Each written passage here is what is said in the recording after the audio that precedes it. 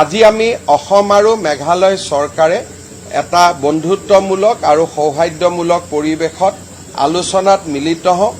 আলোচনাত প্ৰথম ইস্যু আছিলে যে আমাৰ যি সীমান্ত বিশেষকৈ সীমান্ত অঞ্চলত হোৱা বিতৰ্ক 6টা অঞ্চলত আমি অৱসান কৰিছিলোঁ, বুজাবুজিৰ চুক্তি স্বাক্ষৰিত হৈছিলে।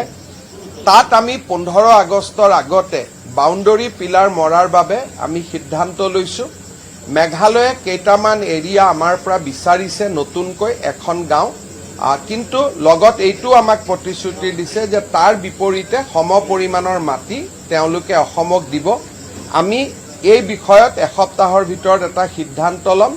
পিলিংকাটা এৰিয়াক বাদ দি বাকী 5টা এৰিয়াতে আমি 15 আগষ্টৰ আগতে বাউণ্ডৰী পিলাৰ যাতে মাৰিব পাৰোঁ তাৰ বাবে দুইখন চৰকাৰে প্ৰচেষ্টা চলাবলৈ আজি সন্মতি প্ৰকাশ কৰে। পিলিংকাটা এৰিয়াত অলপমান ইণ্টাৰপ্ৰিটেশ্যনৰ সমস্যা আছে, যদিও আমাৰ মাজত এগ্ৰিমেণ্ট আছিলে, কিন্তু বুজাবুজিত অলপ সমস্যা আছে। তাৰ কাৰণে দুইখন চৰকাৰৰ জিলা আয়ুক্ত আৰু এবাৰ বহিব আৰু আমি চেষ্টা কৰিম অকণমান যি বুজাবুজিৰ প্ৰশ্ন আছে তাকো যাতে আমি সমাধান কৰিব পাৰোঁ। অসম আৰু মেঘালয়ৰ সীমান্তত কুলচিত এটা জলবিদ্যুৎ প্ৰকল্প নিৰ্মাণ হ'ব পাৰে। 55 মেগাৱাট তাত বিদ্যুৎ শক্তি উৎপাদন কৰিব পৰা যাব।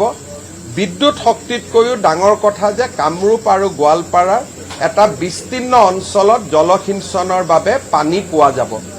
এই প্ৰজেক্টটোৰ ক্ষেত্ৰত আমি সিদ্ধান্ত লৈছোঁ যে অসম আৰু মেঘালয় ফ্ৰেণ্ডশ্বিপ প্ৰজেক্ট হিচাপে ইয়াক আমি নিৰ্মাণ কৰিম, কিন্তু তাৰ আগতে স্থানীয় ৰাইজৰ আমি মতামত ল'ম, কাৰণ প্ৰায় 10খন গাঁও ডিছলোকেশ্যন কৰিবলগীয়া হ'ব।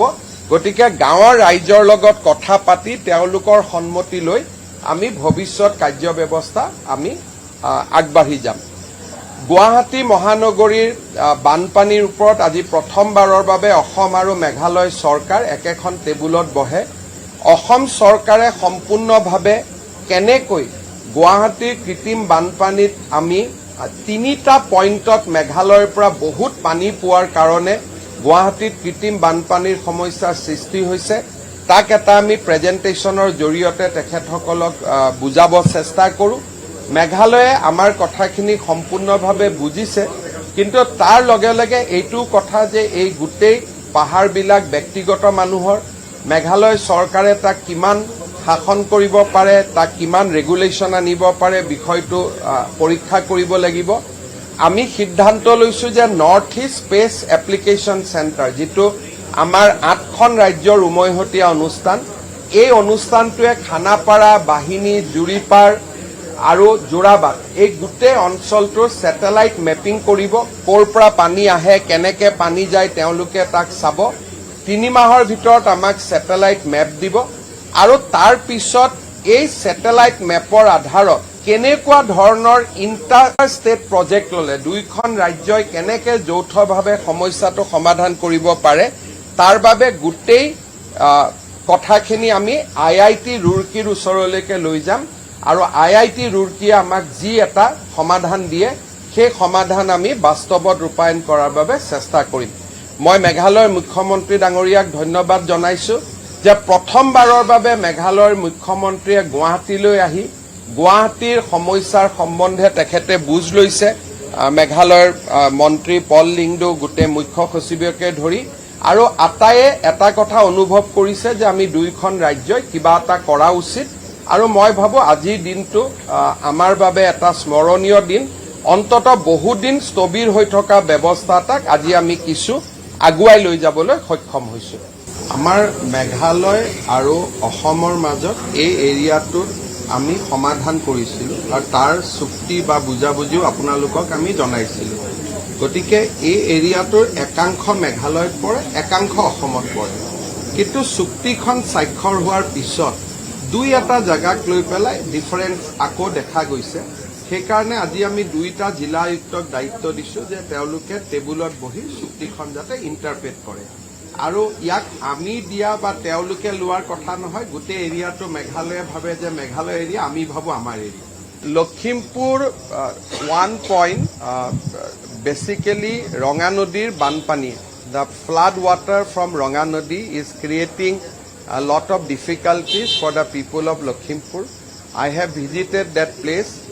We have assured them that the bridge embankment will be repaired or will be fixed within 10 days. And tomorrow I'll go to Silchar to see the flood situation. And day after tomorrow I'll go to Dima Hasao to see the situation there. And whatever is possible will help the people.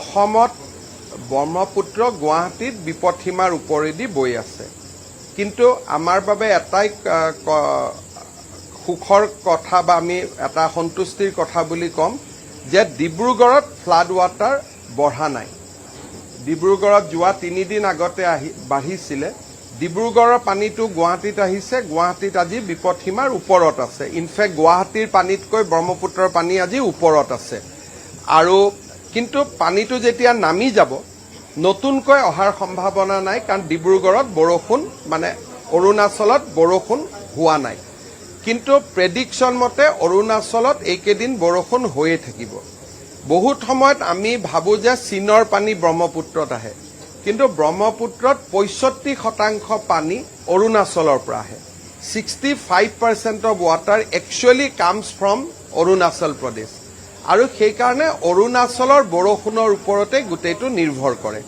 আমি লক্ষ্য ৰাখি থাকিম আৰু বৰাক উপত্যকাত পৰিৱেশটো যথেষ্ট চিন্তনীয় হৈ আছে লখিমপুৰত চিন্তনীয় হৈ আছে কপিলী নদীৰ কাষৰ অঞ্চলবিলাকত চিন্তনীয় হৈ আছে বোকাখাততো আজি পানী অলপ আছে কাৰণ ব্ৰহ্মপুত্ৰৰ পানীটো ডিব্ৰুগড়ৰ পৰা নামি আহি আছে কিন্তু এতিয়ালৈকে কোনো বিশেষ মথাউৰি ভঙা নাই আৰু সকলোখিনি এতিয়ালৈকে আমাৰ নিয়ন্ত্ৰণৰ ভিতৰত আছে আজি মই গুটেই তেওঁলোকেও গুটেই কথাখিনি বুজি পাইছে আমি যি ধৰণে প্ৰেজেন্টেচন দেখুৱাইছো আৰু এই প্ৰেজেন্টেচনটো আপোনালোককো আমি এদিন দেখুৱাই দিম যে গুৱাহাটীৰ পানীটো আমি কিয় নিয়ন্ত্ৰণ কৰিব নোৱাৰো আপোনালোকে এদিন চাব পাৰিব আৰু চালে আপোনালোকে বুজিব যে সমস্যাটো কিমান জটিল আজি সেই কাৰণে লগে লগে মেঘালয়ৰ মুখ্যমন্ত্ৰীয়ে কৈছে যে এটো আমি আইআইটি দুৰ্কিৰ ওচৰত যাব লাগে কাৰণ সমস্যাটো সঁচাকৈ জটিল আজি আমি অসম আৰু মেঘালয় চৰকাৰে এটা বন্ধুত্বমূলক আৰু সৌহাৰ্দ্যমূলক পৰিৱেশত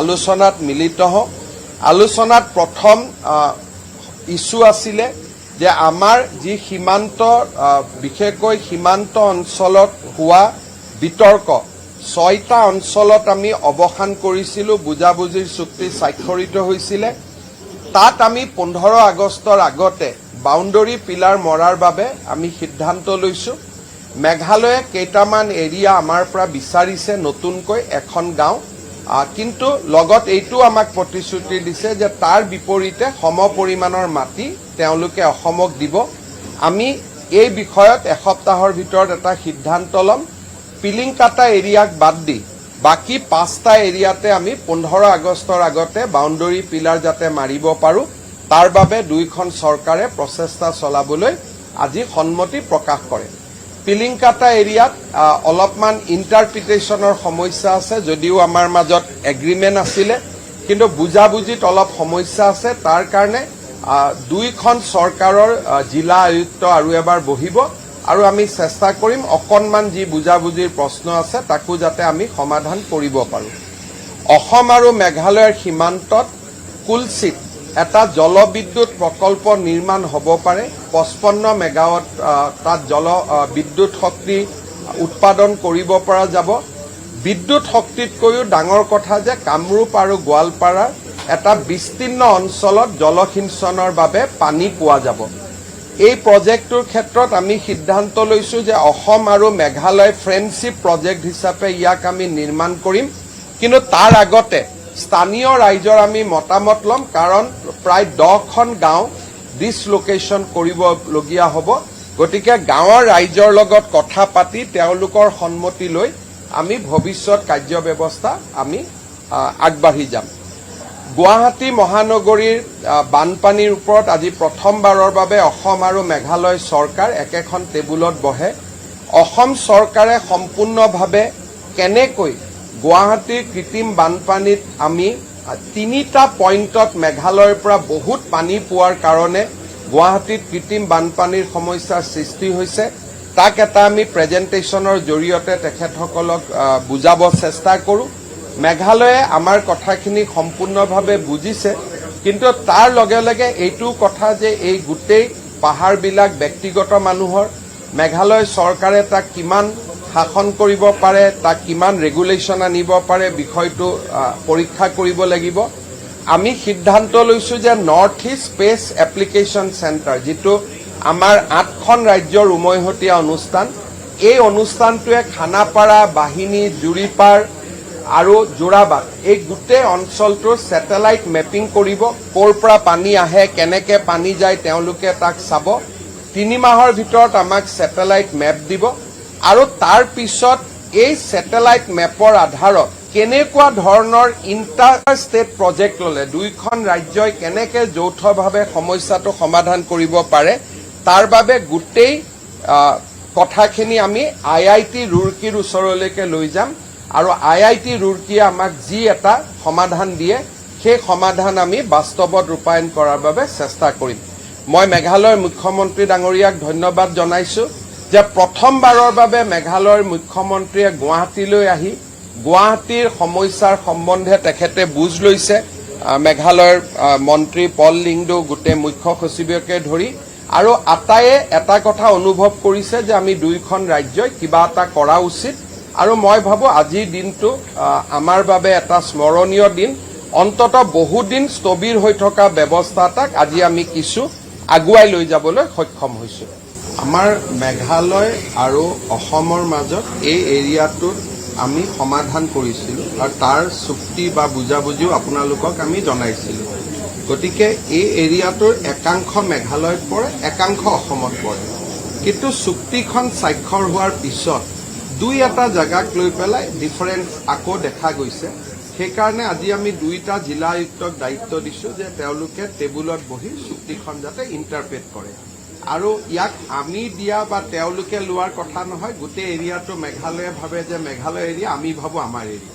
লখিমপুৰ 1 পইণ্ট বেচিকেলি ৰঙা নদীৰ বানপানী, the flood water from Ranga Nadi is creating a lot of difficulties for the people of Lakhimpur. I have visited that place. We have assured them that the bridge embankment will be repaired or will be fixed within 10 days. And tomorrow I'll go to Silchar to see the flood situation. And day after tomorrow I'll go to Dima Hasao to see the situation there. And whatever is possible will help the people. অসমত ব্ৰহ্মপুত্ৰ গুৱাহাটীত বিপদসীমাৰ ওপৰেদি বৈ আছে। কিন্তু আমাৰ বাবে এটাই সুখৰ কথা বা আমি এটা সন্তুষ্টিৰ কথা বুলি ক'ম যে ডিব্ৰুগড়ত ফ্লাড ৱাটাৰ বঢ়া নাই। ডিব্ৰুগড়ত যোৱা 3 দিন আগতে বাঢ়িছিলে।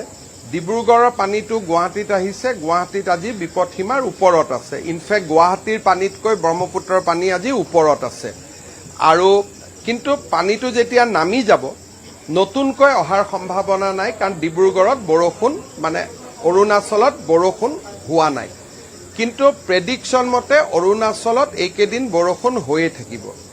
বহুত সময়ত আমি ভাবোঁ যে চীনৰ পানী ব্ৰহ্মপুত্ৰত আহে, কিন্তু ব্ৰহ্মপুত্ৰত 65% পানী অৰুণাচলৰ পৰা আহে। 65% of water actually comes from Arunachal Pradesh. আৰু সেইকাৰণে অৰুণাচলৰ বৰষুণৰ ওপৰতে গোটেইটো নিৰ্ভৰ কৰে। আমি লক্ষ্য ৰাখি থাকিম আৰু বৰাক উপত্যকাত পৰিৱেশটো যথেষ্ট চিন্তনীয় হৈ আছে, লখিমপুৰত চিন্তনীয় হৈ আছে, কপিলী নদীৰ কাষৰ অঞ্চলবিলাকত চিন্তনীয় হৈ আছে, বোকাখাততো আজি পানী অলপ আছে, কাৰণ ব্ৰহ্মপুত্ৰৰ পানীটো ডিব্ৰুগড়ৰ পৰা নামি আহি আছে। কিন্তু এতিয়ালৈকে কোনো বিশেষ মথাউৰি ভঙা নাই আৰু সকলোখিনি এতিয়ালৈকে আমাৰ নিয়ন্ত্ৰণৰ ভিতৰত আছে। আজি মই তেওঁলোকেও গোটেই কথাখিনি বুজি পাইছে, আমি যি ধৰণে প্ৰেজেণ্টেশ্যন দেখুৱাইছোঁ। আৰু এই প্ৰেজেণ্টেশ্যনটো আপোনালোককো আমি এদিন দেখুৱাই দিম যে গুৱাহাটীৰ পানীটো আমি কিয় নিয়ন্ত্ৰণ কৰিব নোৱাৰোঁ। আপোনালোকে এদিন চাব পাৰিব আৰু চালে আপোনালোকে বুজিব যে সমস্যাটো কিমান জটিল। আজি সেইকাৰণে লগে লগে মেঘালয়ৰ মুখ্যমন্ত্ৰীয়ে কৈছে যে এইটো আমি IIT ৰুৰকীৰ ওচৰত যাব লাগে, কাৰণ সমস্যাটো সঁচাকৈয়ে জটিল।